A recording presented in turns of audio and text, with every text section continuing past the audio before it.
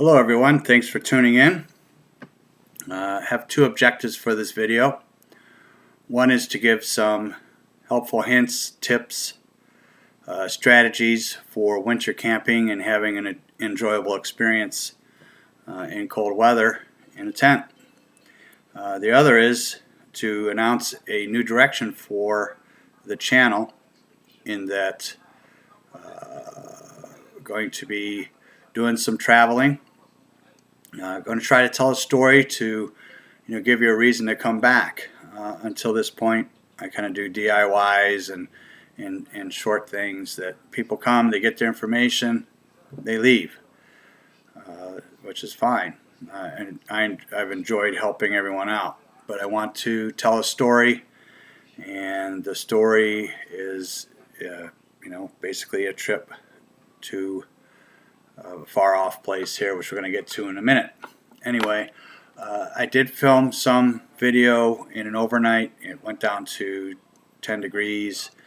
It was supposed to be a blizzard and all of this snow. We ended up with maybe 8 to 10 inches, but it served its purpose. So we're gonna run a little bit of that video here, and I'm just gonna skip through it. I had intended on creating a whole winter camping video. Now, if you do see items in this that you would like me to expand on, maybe you see a product or have questions, post it below, and if enough people are asking the same question, I'll make a video. If not, I'm going to reply to you and as best I can. So let's see what we have here. Hey, thanks for stopping by. The video you're about to watch is about winter camping. There'll be some video from the night before. It's currently morning. I'm getting ready to get packed up and get out. But there's a lot of equipment in here, as far as I use a lot of different things. MSR stove, MSR pan kit with that little heat sink around the edges of it. If you guys want me to do a video on it, you're going to get let's skip through an honest review out of me. Yeah, I don't get anything from anyone, so anything I'm going to talk about, I've paid or bought it myself. Gearing up for a void with lack of tourism, and I'm going to see about. See, I'm talking about where we're going to be going here. This channel's going places, going places. So thanks for watching. Views on anything? Yeah, basically it's just saying what I just said there.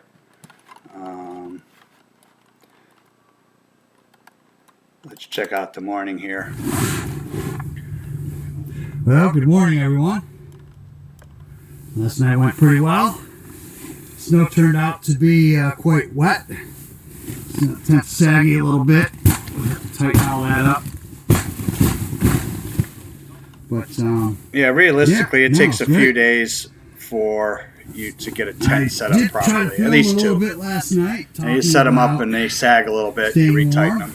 While winter camping, went down to about 10 degrees last night. Thermal pad. This is a minus 20 bag because I used it for expedition stuff in the Himalayas. Okay, so I do have a minus 20 degree bag. When it comes to sleeping bags, 0 is probably enough for the vast majority of people. 0 is a survival rating, though, generally. Minus 20 is the survival rating. Comfort rating is 10, 15 degrees, higher. So if you have a 0 bag, if it goes down to 15, you'll still be comfortable. It starts to get cold after that. Now, one strategy for sleeping in a sleeping bag in the wintertime is don't layer up with a bunch of clothes and then get into your sleeping bag, because your insulating value is going to effectively be just the clothes you're wearing. You'll never create the air pocket that the sleeping bag is supposed to enable in order to insulate you. If you have a bunch of heavy clothing on, you want to wear something. So I wear my thin base layer to sleep in, because you don't want your body oil up against your sleeping bag. That could get pretty bad in a hurry. But don't layer up and get in your sleeping bag. If it's real cold, wear a hat. even though a sleeping bag, you can zip it up around your head. A hat always helps. If it's 20 below zero, you need to do something about covering your mouth. Otherwise, you're going to breathe cold air all night, and that's going to cause you problems with your lungs and your throat and coughing. Trick for that is, if you have a pen cap or something, you stick it in your mouth, and it causes you to salivate all night. You won't dry your mouth out. Just don't swallow it. But yeah, let's see if I say anything else. Oh, this reflective sheet here. Amazing how much heat that reflects back to you, and how much that will impact the amount of snow that you don't melt underneath you. First time I went winter camping, I picked one of those up just on a lark. It's like, oh, that might be kind of a neat thing. And my buddy and I, in a 4-man tent, we slept on that. We had a great night's sleep. The other 2 guys in the 4-man tent didn't have one of these. And in the morning, they were 4 to 6 inches lower than us. Their body heat had melted that much snow through their sleeping pad, through their sleeping bag. That reflective, and they're like $9 at Walmart. It's just a tarp. Get them over in a camping section. Highly recommended. Just an amazing thing for next to nothing money-wise. I am sleeping on a Therm-A-Rest Pad here. It's a self-inflator. You really don't want to do ones that you have to inflate, breathe in to inflate in the wintertime. You're blowing moist air from your lungs in there, and that can cause ice and that kind of thing. If you were going to leave it, come back the next night, could very well be frozen inside there. Don't want that. So a lot of people use closed cell, those foldable accordion style mats for wintertime. I've never had any trouble with these self-inflators. Just don't blow air in them. Let them inflate on their own. At the very end, you can give a couple of puffs. Don't overinflate them. A lot of people they think they have to inflate these things like mattresses. It's not how they work. A lot of times, the best thing to do is maybe put a little bit extra air in there than you need. Lay down, have the valve up toward your head so that you can reach out and let some air out, and control it. Control it until you feel like it's properly supporting you without being too firm. Most of the time, that's what ends up happening. You end up sleeping on a slab because you overinflated the thing. And that goes for any environment, any temperature. If you look here, I'm using the stuff sack from the sleeping bag. I put a few clothes in it, and then I wrap my fleece around the outside of the stuff sack. Makes a great pillow. Like I said, generally speaking, I end up outside of the sleeping bag at night. Now, that is, part of that equation is having this reflective sheet, and then also having a 4-season tent with a full fly, and then the internal component of the tent. I wonder if there's any pictures here of that. Guess not. Anyway, the inside of the tent, the actual tent itself, not the fly, is not all mesh. You don't want all mesh. You want to be able to have an air layer in between the fly and the tent itself. The inside of the tent will warm up as a bubble, like a bubble of heat inside there, and you want to have an intermediary layer of air to prevent, to keep the inside of the tent warm. But so not a bunch of mesh inside there. Plus, if it's windy and you don't have the edges of the fly all the way down to the ground, and wind's getting up in there, you'll get spindrift right up inside the tent, coming right through that mesh. This North Face VE25 is what I like. I have my second one now. An absolutely amazing tent. They're bomb shelters. I've been on mountains in storms when other tents are being ripped apart, and it barely affects this particular tent. Not saying there aren't other good tents, Mountain Hardwares or you name it. There's plenty of them that are more than good enough. But for the real extreme stuff, these North Face Summit series, they're all over the place in the Himalayas for a reason. So, yeah, they cost a few bucks. If you this is with the ground sheet, $750. But my last VE25, I spent at least a year of nights in it in total, and I know I had that for 20 years, and I sold it for $350 used. Now I take care of my stuff. I mean, I have that ground cloth underneath to protect the floor of the tent from punctures from below, and then I also always have something down inside the tent, so to prevent the inside of the tent from getting scuffed up. Always roll it up, always dry it out, properly pack it. Don't store it in too high a temperature. Don't want to stuff them up in your attic.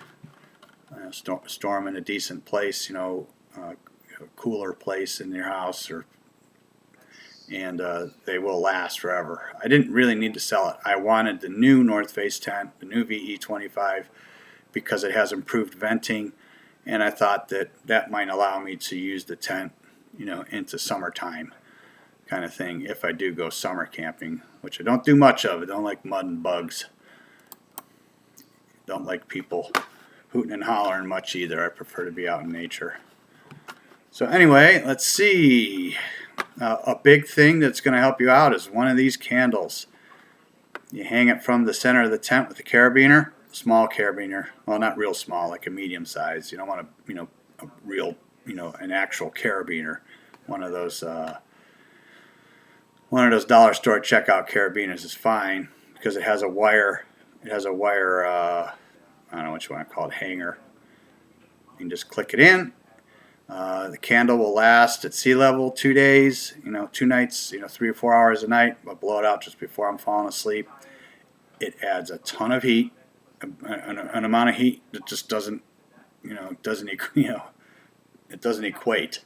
You don't understand how that little candle could help so much with the temperature inside the tent. But more importantly, it keeps the inside of the tent. It dries it out because if it's cold, you get in your tent. The tent's cold inside. Now you're breathing. You're getting, you have all that water vapor coming off of your breath, and you just don't want that inside of your tent. So a good trick to that point is that before you get in your tent, stand outside for a few minutes and catch your breath, so that when you get in your tent, you're not huffing and puffing and creating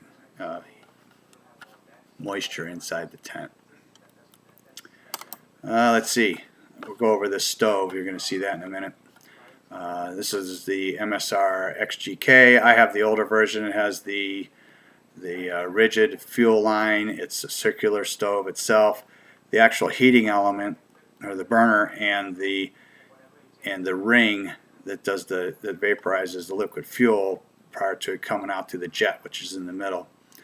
That hasn't changed, but these pot stands now, they fold in, and the feet fold in, and this tube flexes. The smaller bottles, much easier to control your fuel flow with, so that you can simmer.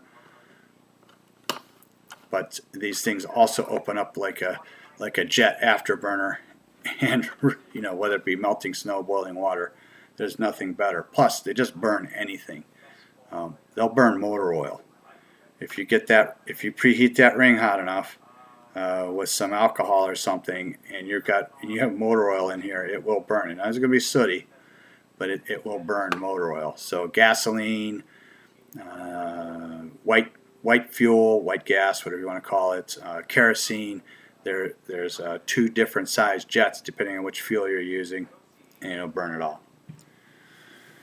Let's see. Go for something else. Morning. Ooh, here's the stove in action. Well, it looks like the water's boiling.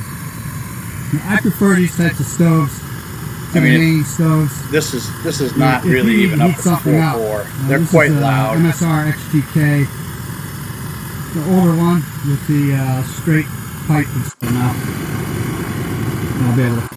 Anyway, yeah, it's. I am going to. Noodles. Well, that about covers that. Now, that brings me to cook in your vestibule. You know, a lot of people are moving to these hanging stoves inside your tent. You don't want that steam inside of your tent. So that's, you're trying to keep moisture inside your tent down. Now you're going to sit there and boil water inside your tent? No. Hanging stoves. I mean, if that's what you want to do, knock yourself out. Me, I'd rather have a dry tent. Let's see, what else? Oh, this was the nighttime. So yeah, this is my ASMR for the night. ASMR. You can see this candle. Just hanging from a carabiner. There was a lull for a little bit. Plenty of space up there. You're not going to damage your tent or set it on fire. Looking at the radar, it looks like another hour or two. But, yeah. So anyway, where am I going? It was very difficult to get planned because of quarantines and testing and restricted visas and you name it. But the restrictions have just, the government of Nepal has just lifted most of the quarantine, provided you have a PCR test 72 hours prior to, within 72 hours prior to initiation of travel.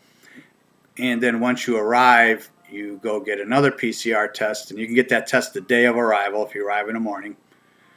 The testing process in Nepal is very streamlined. You get your PCR test one day, and you get the result the next day.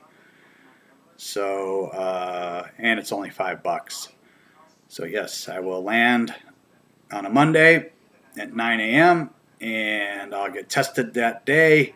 The following day I'll get my result, and then the day after that, off from Kathmandu to Lukla to start a trek in the Khumbu Valley. I'm not going to do a normal route up to base camp. I've been there, done that. Spent 2 weeks at base camp one time. Just because I wanted to see mountaineering up close on that scale. There's really nothing at base camp to just go visit, and I mean, it's a goal. I get it. So if that's your goal and you want to go to base camp, then get your picture taken by the rocket. That's the far southern end of base camp. Then that's great. The better effort, if you're going to expend the energy, is to go up Kalapatar, which gives you an actual view of Everest, because from Everest Base Camp, you really can't see Mount Everest to begin with. So do Kalapatar instead if you're trying to decide. But this year I'll be going land at Lukla, go to Phakting Manjo, somewhere right in there. Next day up to Namche. The following day to Kumjung, which is all kind of normal, up to that point. But instead of going Kumjung to Tengboche, then Dingboche, then Labuche, and all that, up to Everest Base Camp, I'm going to go west to Tame. And then Tame's a real nice situation there because they've made it a heritage site. And they have not developed it, even though they've developed kind of the other valley. They've really developed it more with tea houses, slash hotels, if you want to call them that, just lodging and restaurants, and stuff like that. Tame, they have specifically left Tame undeveloped and more authentic, and that was my goal. Was I didn't want to be because 20 years ago when I was doing this stuff, not many people were going over there. Now, up until this past year, there's been a lot of people. I just didn't want to be in that. Part of the whole trip for me is being enveloped in the culture, and I just didn't really want to just spend my trip going up. Now, as it turns out, any route that I would have taken for anything would have been just as free of foreign nationals as any other. There is no one there. There have been a couple of videos to come out this spring, and I'm absolutely shocked at how empty the region is. It's terrible. These people, that's the main source of income up there now. Besides potatoes and garlic and yaks and stuff. So I can't imagine the impact and how tough it's been for them, which is part of the reason why I'm really forcing the issue to do this right now. Now, like I said, the government of Nepal has changed their policy. It's no longer a 10-day quarantine. So hopefully things start to pick up in September, October, November, but it looks like the spring season for them is shot. It was not easy to get this planned. Anyway, what else? So from Therm-A, we'll go up that valley, and then there's a pass, 18.5 pass that I'll go over, and at the top of that pass there'll be a view of Everest, Lhotse, Nuptse, with Gokyo Lake down below. Then just to the west is Choi Oyu, which I have my eye on. We'll talk about that in the way future, in a future date. But then I'm going to spend a few days at Gokyo, see all there is to see there. There is a big hill to climb, and it gets you a good view of a lot of other stuff, and go over on the glacier, do all that. Plus, it is a vacation. I'm not trying to. This is about more than just getting to a spot. It's about just enjoying being there. So I'm taking my time. Now from there, I'll come back down the Gokyo Valley. I am going to then go over to Tangboche for the day, or for one night. There's a high pass I want to do there that's not many people go to, but it's a great view up there. And then back out and home. So I do intend, again, on if I didn't say this, doing some live streaming from there. So you're going to want to subscribe and hit the notification bell, so that it's either going to be 10, 11 o'clock at night. It's a 9-hour and 45-minute differential between Nepal is 9 hours and 45 minutes ahead time-wise. So it'll be either 10, 11 o'clock at night, or sometime in the morning, U.S. time, Eastern time, when I do the streams. But so that's that. I hope you go on this journey with me. If you have any questions, comments, whatnot, leave them below. Sorry, I'm not Mr. Big-time photo editor. That's the way YouTube has gone the last few years. Call this old school YouTube, where it's just people telling their story. So that's about it. And I hope to see you on this journey with me. Thanks. Take care.